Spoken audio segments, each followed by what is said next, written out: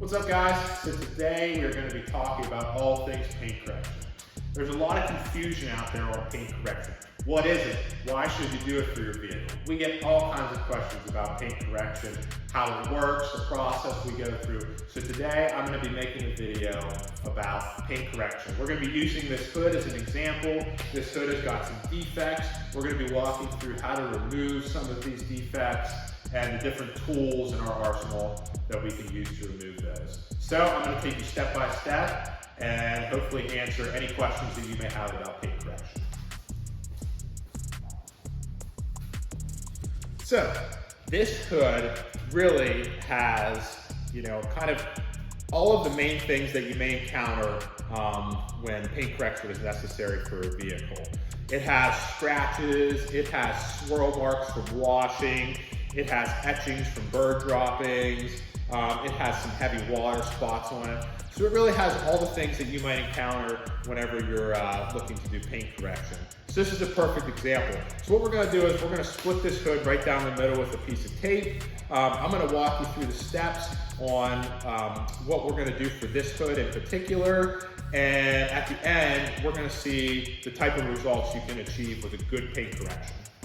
So the first thing we want to do whenever we're doing a paint correction is, because we're going to be removing some of the clear coat, we want to check that clear coat to make sure we still have plenty there. We don't want to thin out the clear coat too much to where it could be dangerous, dangerously low for the vehicle, and someone, yourself if it's your own vehicle, or a customer could be running into problems down the road.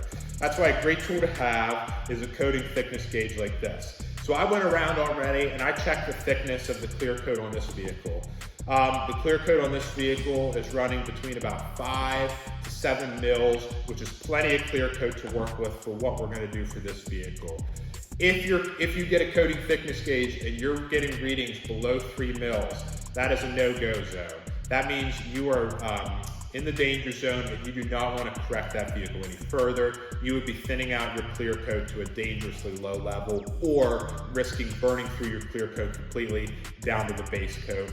And that's something we obviously don't want to do. The first step in any paint correction would be using this. This is what's called a clay bar.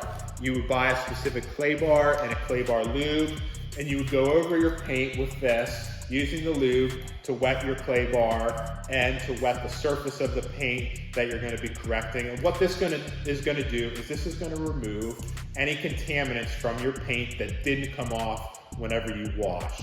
That's going to get out anything that we don't want to be grinding around on that surface whenever we're doing your paint correction. So first step is get a good clay bar, take it over your paint very gently with a good lube, and remove any of those loose contaminants. Okay, so this is a step in the paint correction process that if you have heavy defects, you would start with. Now, this is not something that we would recommend for anyone doing this DIY or anyone who is a beginner to try. But this is a specific automotive sandpaper for wet sanding. I got 3,000 grit here and I got 5,000 grit. This is going to be your best bet for removing any very heavy defects. It's called wet sanding because what you would do is you would wet the sandpaper, wet the surface, and then you're going to very gently use the sandpaper to smooth out some of those very heavy defects. Like I said, this is not something we recommend for someone doing it DIY or for any beginners. This is something that only a professional should be attempting. And the reason why is because this will remove a lot of clear coat very quickly. So anyone who doesn't have experience in this, you're at a high risk for potentially burning through your paint. So if wet sanding is not necessary, then the first step you're going to take, or the step after you wet sanded, would be using a coarse polishing pad and a coarse compound. This is really your best bet for defect removal. You would combine it with a polisher like this. This is a 6-inch Rupes polisher, and this is a 6-inch pad to go with it. We use the Rupes system here. This blue pad is for coarse cutting of the clear coat. So what you would do is you would combine this with a coarse polish, and this would really be most of the time, our first step in starting the defect removal. This is going to remove more clear coat, which means it's going to remove more defects. And this will be followed up by a finer finishing polish, which we'll go into next. So this is a yellow Rupes pad, and this is for fine polishing.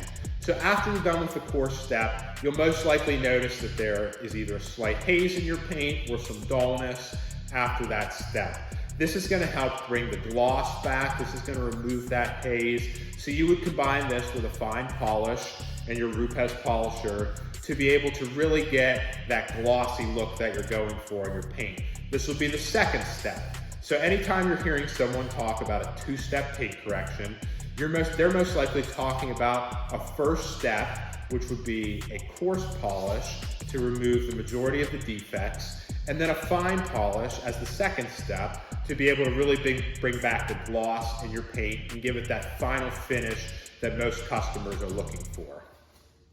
Now, there also is a third step you could go to. This third step would be a white fine finishing pad like this. This is your best bet, especially for black and darker paints. This fine polishing pad will really give you the ultimate in gloss that you can achieve with your vehicle. If you're going for that show car finish, it's best to go over your vehicle again with a fine polishing pad. This is what we call our gold package. If you look at our website, we have a gold paint correction package on there.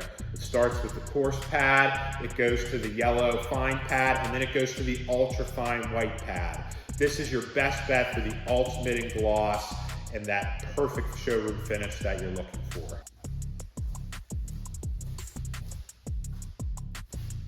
Alright guys, so that is a wrap on our paint correction video. As you can see, the results we're able to achieve are, absolutely incredible. I mean, you can probably see on the camera with the view right now even, a clear line going down the middle of, we paint corrected this side and we left this side untouched.